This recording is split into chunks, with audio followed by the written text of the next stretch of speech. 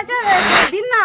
বলছে হবে না, কোথায় বাড়ি? আমি যে কেন, আমাদের বাড়ি পূর্ব দুর্গাপুর, ওইখানেই তো বাড়ি। আমাদের কাছে এসেছি, মেয়েটা এইরকম হয়েছে। বলছে আমরা কি করতে পারি তাতে, আমার কিছু করার নেই বলে 500 টাকা দিয়ে পাঠিয়ে দিল। প্রতিদিনের মতন আজকেও আমি আপনাদের কাছে চলে এলাম একটা বাস্তব ভিডিও নিয়ে।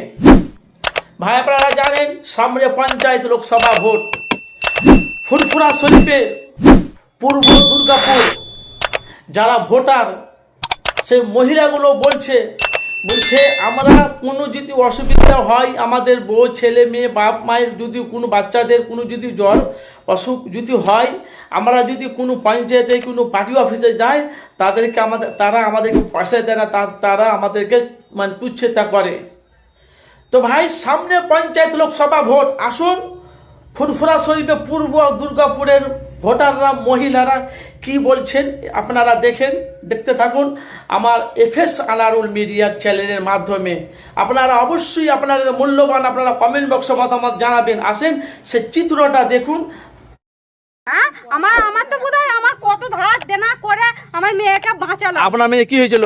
আমার মেয়ের কিডনির প্রবলেম হয়েছিল। কার কাছে গেছিলে টাকার জন্য?